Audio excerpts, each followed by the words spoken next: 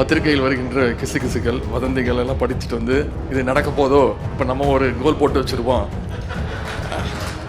துண்டு போட்டு வச்சிருவோம் அப்படின்ற அடிப்படையில் இங்கே பேசியிருக்கிறீங்க.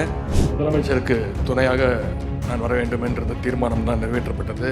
துணை முதலமைச்சர் அப்படின்னு பல முறை என்னை வந்து பத்திரிகை நண்பர்கள் கேட்டபோது கூட சொன்னேன், ஆமாம், எல்லா அமைச்சர்களுமே எந்த முறையும் இல்லாத அளவுக்கு இந்த முறை தாய்மார்கள், பெண்கள் நம்முடைய திராவிட முன்னேற்ற கழகத்திற்கு வாக்களிச்சிருக்கிறாங்க. அந்த அளவுக்கு நம்முடைய 45வது ஆண்டில் அடியெடுத்து வைக்கிறோம்னா இதுதான் நம்முடைய ஒரே குறிக்கோள். என்ன நடந்தாலும் சரி, என்னென்ன கூட்டணி வந்தாலும் சரி, ஜெயிக்க போவது நம்முடைய கழக தலைவர் அவர்கள் தான். விரைவில் ஒன்றிய அளவில், பேரூர் பகுதி அளவில் நியமிக்கப்பட வேண்டிய நிர்வாகிகள்லாம் விரைவில் அறிவிக்கப்படுவார்கள். அதற்கான பணிகள் நடைபெற்று கொண்டிருக்கிறது. இங்கே பேசிய பல பேர் தீர்மானமெல்லாம் நிறைவேற்றினீங்க. முதலமைச்சருக்கு துணையாக நான் வர வேண்டும் என்ற தீர்மானம் தான் நிறைவேற்றப்பட்டது. பத்திரிகையில் வருகின்ற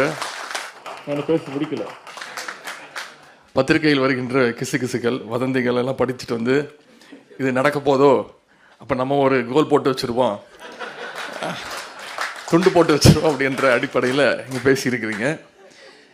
எப்படி தலைவர் எந்த பொறுப்புக்கு சென்றாலும் அவர் மனதிற்கு, அவர் பலமுறை சொல்லியிருக்கிறார், அந்த இளைஞரணி செயலாளர் என்ற அந்த பொறுப்பு தான் அவருக்கு மனதிற்கு மிக மிக நெருங்கிய பொறுப்பு.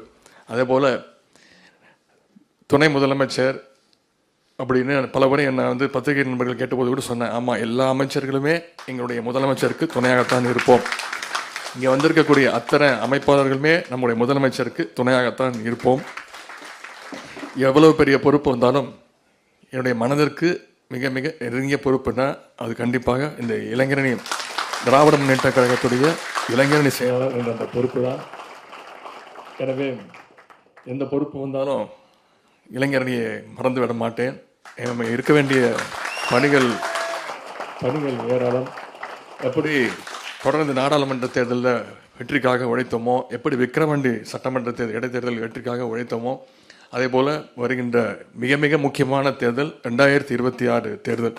நம்முடைய கழகத்துடைய அரசினுடைய தலைவருடைய சாதனைகளை, திட்டங்களை எல்லாம், குறிப்பாக பெண்கள், இந்த முறை தேர்தல் ரிசல்ட் வந்ததுக்கப்புறம் அது ஒரு ஆய்வு செஞ்சு பார்த்தோம். எந்த முறையும் இல்லாத அளவுக்கு இந்த முறை தாய்மார்கள், பெண்கள் நம்முடைய திராவிட முன்னேற்ற கழகத்திற்கு வாக்களிச்சிருக்கிறாங்க. அந்த அளவுக்கு நம்முடைய தலைவருடைய விடியல் பயணம் திட்டம், அந்த கட்டணமில்லா பேருந்து திட்டம், அதே போல் கலைஞர் மகளிர் உரிமை தொகை திட்டம், இந்த 2 திட்டமும் பெண்களிடத்தில் நம்முடைய கழகத்திற்கும் அரசிற்கும் தலைவருக்கும் மிகப்பெரிய ஒரு நல்ல பெயரை ஏற்படுத்தி கொடுத்திருக்கிறது. மிகப்பெரிய எதிர்பார்ப்பு வந்திருக்கிறது. எனவே இதையெல்லாம், அதே போல் புதுமை பெண் திட்டம், இப்போ அந்த திட்டத்தை, அதாவது அரசு பள்ளியில் படித்து அரசு எந்த கல்லூரியில் போய் சேர்ந்தாலும் அவங்களுக்கு மாதம் 1000 ரூபா கிட்டத்தட்ட ஒரு வருடமும் 2.5 லட்சம் மாணவிகள் பயன்பெற்றுக்கிறாங்க. இதனால் மாணவிகள் வந்து கல்லூரியில் சேர்ற அந்த சதவீதமே உயர்ந்திருக்கு.